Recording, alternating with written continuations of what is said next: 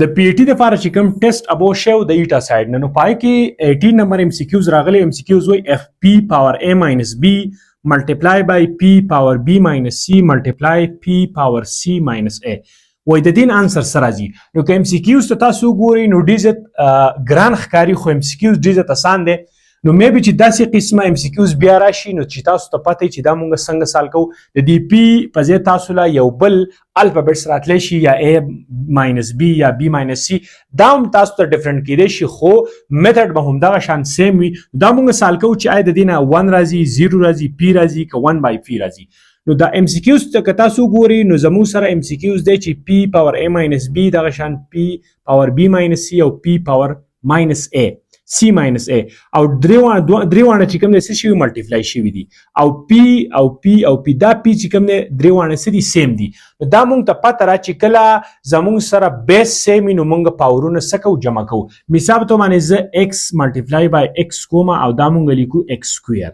چې ایکس سکویر لیکو نو دا د څه وجې نه لیکو ځکه چې زموږ سره بیس سیم دی، نو دا مونږ یو راولي او د دې پاورونه دلته مو دی دلته مو دی، نو دا مونږ جمع کو 1 + 1 نو دې نه زموږ سره راشي x2.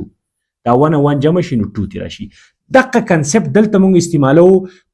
بیس چې کوم دی دا سیم دی نو پاورونه به مونږ څه کو 8 کو. نو بیس چې کوم دی زموږ سره پی دی، دلته پی دی، دلته پی دی، دلته پی دی، زموږ سره سیم دی. نو پاورونه به چې کوم دی مونږ څه کو 8 کو. دا درې واړه زموږ سره راشي a ماینس بی جمع بی ماینس سی جمع سی ماینس a.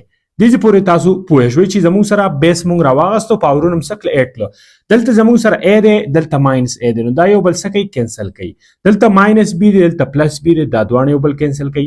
زموږ سره ماینس c دی، پلس c دی، یو بل څه کوي کینسل کوي. نو که تاسو ګورئ زموږ سره د p باندې هیڅ هم پاتې نه شو، یعنې 0 پاتې شو.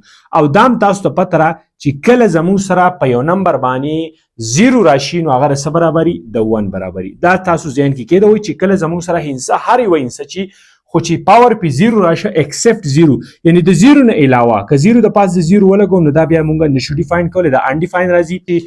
دا یو خبره تاسو ذهن کې کېدوي چې کله هم د یو هندسې د پاس سره 0 راشي نو دا به څه برابري د 1. که زما سره لاندې بیس کې څه هم وي خو د پاسه پی 0 نو دا به څه برابري د 1.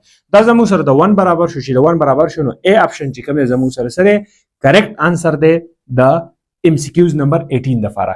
دا زموږ سره ام سی کیوز نمبر 18 او په دې کې متاسو تخکاری چې دا ام سی کیو راغلی و په د پی ای ټي په ټیسټ کې. نو امید لرم چې په دې تاسو پوه شوي. نو د خپل مرګ سره ضرور شیر کړئ ځکه چې ام سی کیوز ډېر امپورټنت دی. مې بي چې داسې قسم ام سی کیوز را روان ټیسټونو کې راشي نو چې بیا تاسو ته د دې پته وي چې په دې طریقې سره موږ دا سال کولی شو. نو ان شاء الله تاسو زموږ فیسبوک پیج او یوټیوب چینل ته وزټ وکړئ. بهترین چیزونه به تاسو ته میلاو شي. د نه علاوه د خپل مرګ سره ضرور دا لیکچر شیر کړئ. تھینک یو.